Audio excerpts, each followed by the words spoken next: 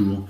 Quel sera l'impact de la crise du coronavirus dans la relation et plutôt dans le rapport de force entre Pékin et Washington? Qui va sortir vainqueur de la crise par rapport à l'autre? On sait que Donald Trump a accusé la Chine par ses mensonges d'avoir été la cause de la contagion rapide du monde par le coronavirus. Est-ce que Pékin a menti? Est-ce que ces mensonges sont à l'origine d'une pandémie beaucoup plus grave et plus intense qu'elle n'aurait été si la Chine avait joué la transparence?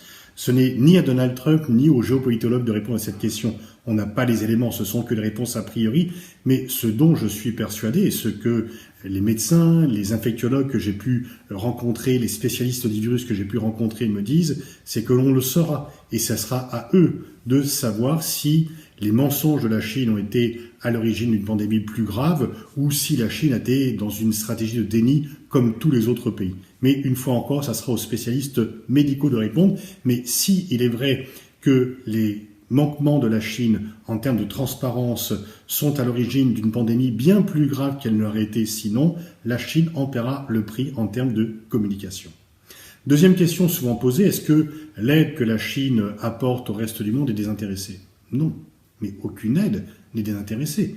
Lorsqu'un pays en aide un autre, il le fait aussi pour lui, en termes d'image, en termes d'influence. Et donc la Chine n'est pas différente des autres États et il ne faut pas pousser des cris d'effroi si la Chine fait une politique de communication. Surtout que, par ailleurs, une communication non maîtrisée, trop visible, est contre-productive. Trop de communication tue la communication.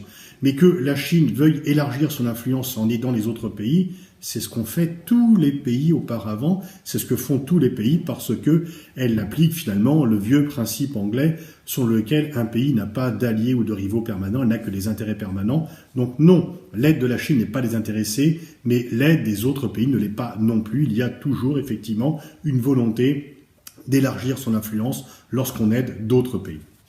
Mais sur ce point, peut-être qu'il faut avoir un regard moins occidental sur cet aspect-là. Parce que vu d'Afrique, vu d'Europe balkanique ou d'Amérique latine, s'il y a une aide chinoise, on ne se dit pas « malheur, une dictature vient nous envahir ». Ils disent « ah bah ils viennent nous aider, où sont les autres ?» Et donc effectivement, dans une optique purement occidentale, on se dit que la Chine gagne par rapport en concurrence par rapport à nous, mais les pays qui sont aidés disent bah merci les Chinois de venir, et donc ils n'ont pas la même réaction. Il ne faut pas jeter notre regard occidental sur le regard que peut avoir le reste du monde, parce que sinon nous ne comprenons pas réellement comment les choses sont en train de se passer. Et que voit-on dans le reste du monde? Que le pays qui se veut être le phare du monde, le plus puissant, le plus riche, qui veut diriger la manœuvre, est incapable de soigner ses propres patients. Et que les hôpitaux de New York, la ville qui ne dort jamais, commencent à ressembler à des hôpitaux du tiers-monde.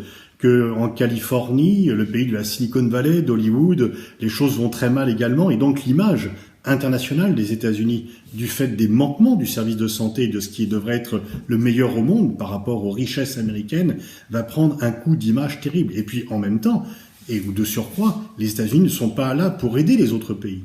Et donc, une fois encore, du point de vue de ceux qui sont aidés, ils vont voir que la Chine est présente, ils ne vont pas épiloguer sur la nature du régime et épiloguer sur la nature du régime américain. Ils vont voir qui est là pour aider et qui n'est pas là pour aider.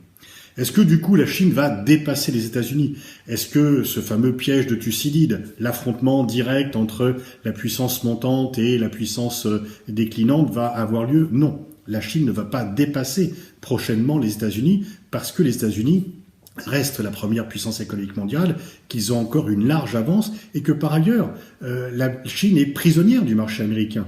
Il y a une vraie interpénétration entre les marchés américains et les marchés chinois, ce qui n'avait rien à voir du temps de la guerre froide entre l'économie américaine et l'économie soviétique. Et donc, si l'économie américaine ou les économies des pays d'Europe occidentale sont en panne, la Chine va également souffrir.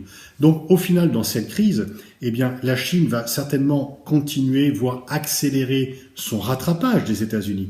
Mais elle ne va pas dépasser les États-Unis parce qu'il y a des fondamentaux dans l'économie américaine qui sont supérieurs et qui vont bien sûr résister à cette crise. Mais effectivement, en termes d'influence extérieure dans le reste du monde, peut-être aussi en termes d'économie, le rattrapage de la Chine à l'égard des États-Unis va s'accélérer. Est-ce que cela va augmenter les risques de conflit entre la Chine et les États-Unis? Est-ce que ce piège de Thucydide va se refermer? Non, on ne sait pas quels seront le résultat des élections en novembre, même si Biden a aussi une ligne dure sur le plan économique avec la Chine. Mais surtout, la différence, c'est qu'il y a quand même la dissuasion nucléaire qui n'existait pas entre Sparte et Athènes, ce qui vient quand même changer les choses de façon importante.